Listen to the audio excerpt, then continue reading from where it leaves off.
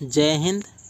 आज हम प्रश्न उत्तर कराने वाले हैं क्लास 10 हिंदी का क्षितिज भाग 2 चैप्टर 7 है स्वयं प्रकाश। कहानी है नेताजी का चश्मा। इसका प्रश्न उत्तर होगा नेताजी का चश्मा का। तो प्रश्न अभ्यास में पहला प्रश्न है, सेनानी न होते हुए भी चश्मे वाले को लोग कैप्टन क्यों कहते थे? तो इसका उत्तर होगा, चश्मे वाला कभी सेनानी नहीं रहा, परंतु चश्मे वाला एक देशभक्त नागरिक था। उसके हृदय में देश के वीर जवानों के प्रति सम्मान था।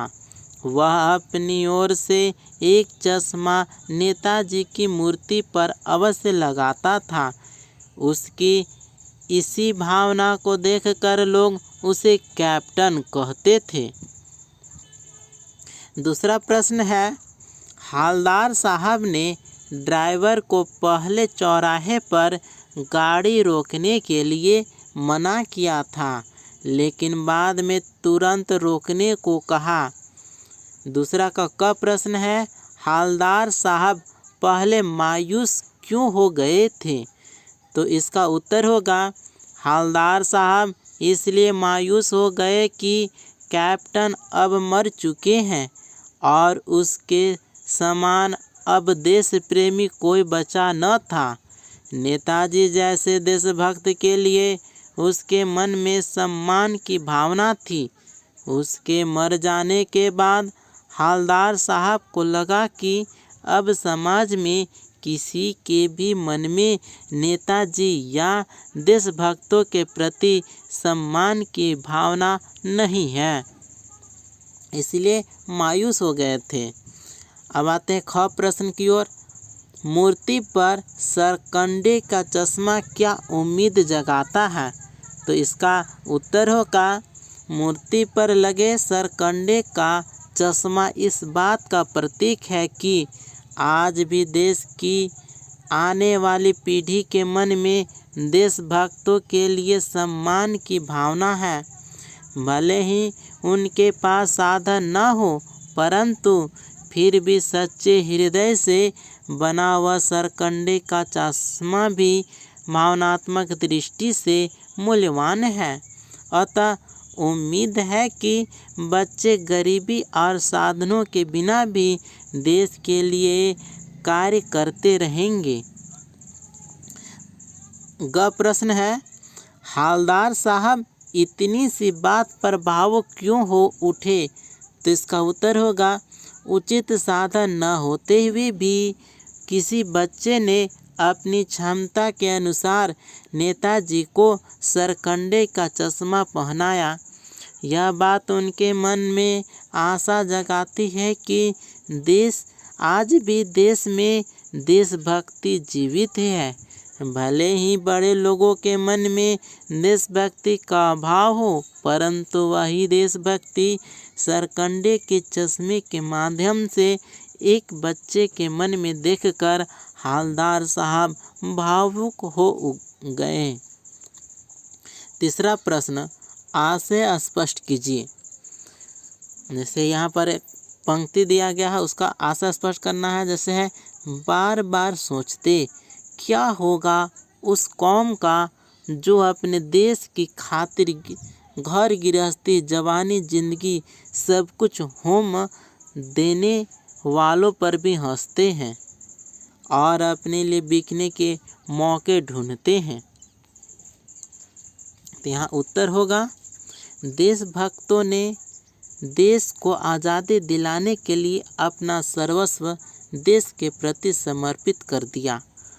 आज जो हम स्वतंत्र देश में आज़ादी की सांस ले रहे हैं, यह उन्हीं के कारण संभव हो पाया है, उन्हीं के कारण आज़ाद हुआ है।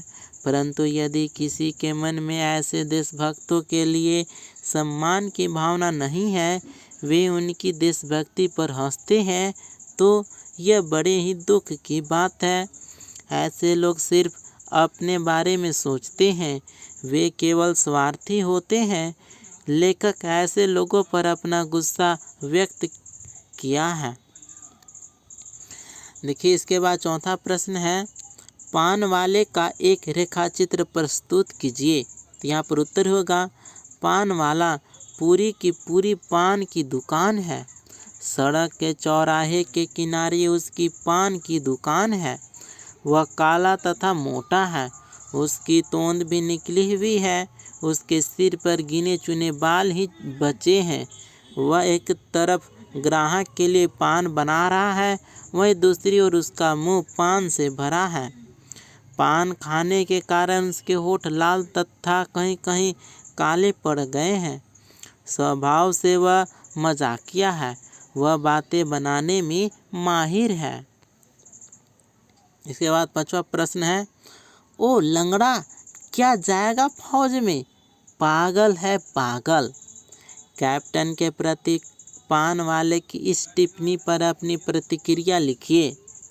तो यहाँ पर उत्तर है पान वाले ने कैप्टन को लंगड़ा, ठीक है, यहाँ पर लंगड़ा लिखा हुआ है, लंगड़ा तथा पागल कहा है, जो कि अति गैर जिम्मेदाराना और दुर्भाग्यपूर्ण वक्तव्य है। कैप्टन में एक सच्चे देशभक्त के वे सभी गुण मौजूद हैं जो कि पान वाले में या समाज के अन्य किसी वर्ग में नहीं है। वह भले ही लंगड़ा है पर उसमें इतनी शक्ति है कि वह कभी भी नेताजी को बगैर चश्मे के नहीं रहने देता है। अतः कैप्टन पान वाले से अधिक सक्रिय, विवेकशील तथा देशभक्त है। इसके बाद हम रचना और अभिव्यक्ति से प्रश्न उत्तर करते हैं। देखिए 6ठा प्रश्न है, निम्नलिखित वाक्य पात्रों की कौन सी विशेषता की ओर संकेत करते हैं?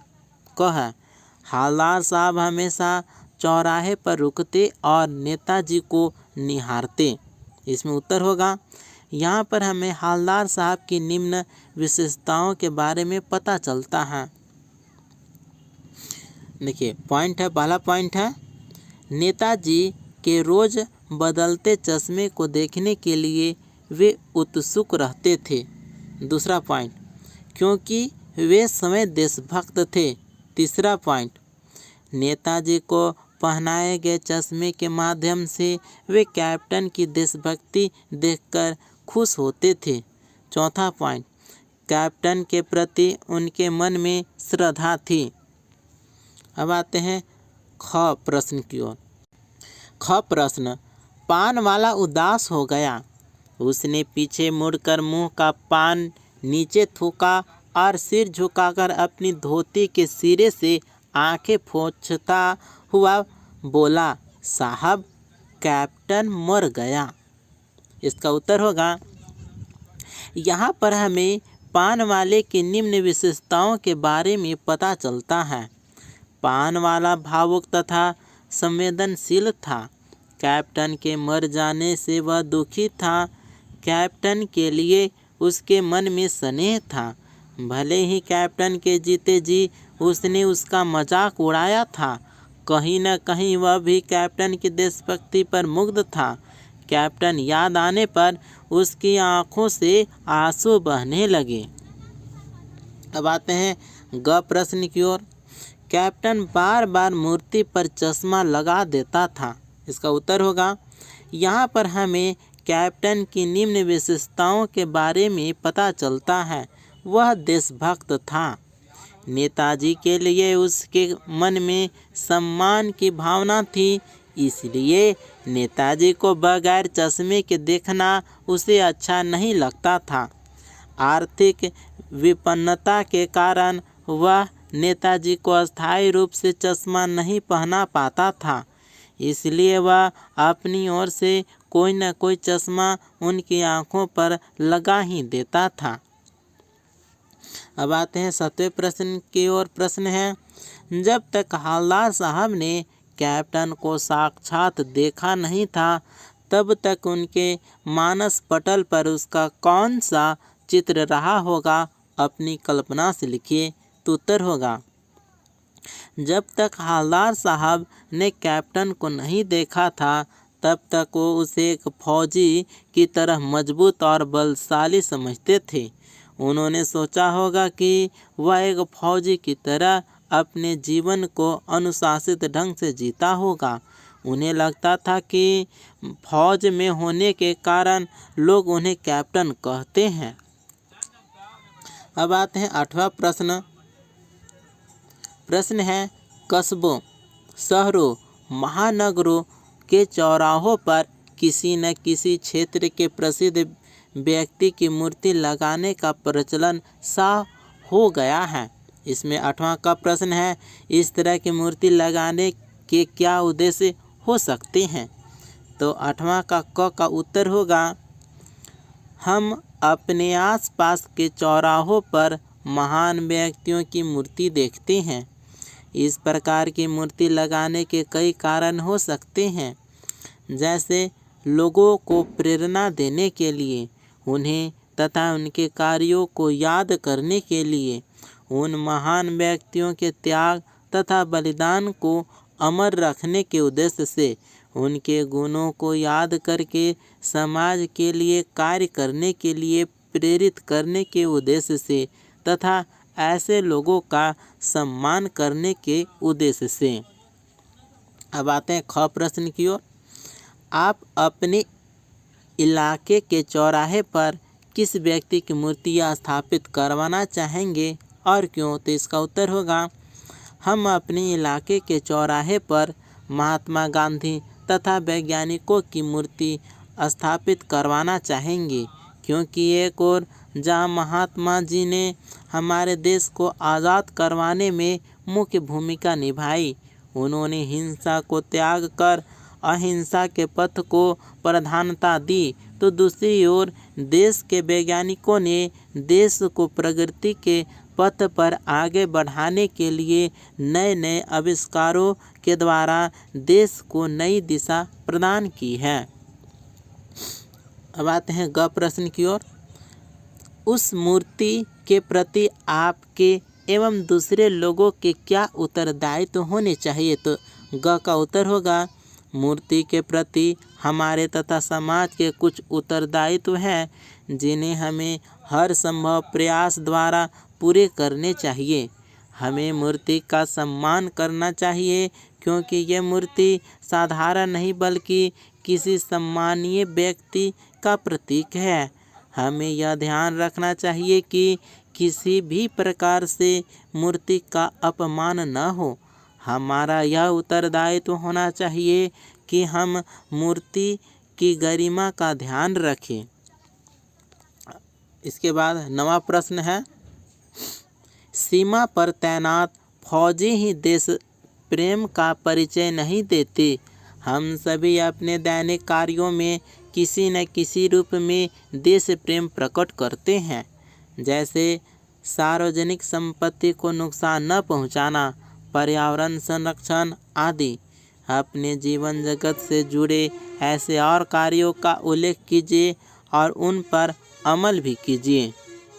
तो यहाँ पर उत्तर होगा, हम भी देश के प्रति अपने कर्तव्यों को पूरा करके अपनी देशभक्ति का परिचय दे सकते हैं, जैसे प्राकृतिक संसाधनों का उचित उपयोग करना, समाज के कमज़ोर तथा ज़रूरतमंद लोगों की मदद करना, सरकार की जन कल्याण योजनाओं को सहयोग करना, समाज में हो रहे अन्याय का विरोध करना तथा देश को प्रगति के पथ पर ले जाने के लिए तन मन धन से सहयोग करना।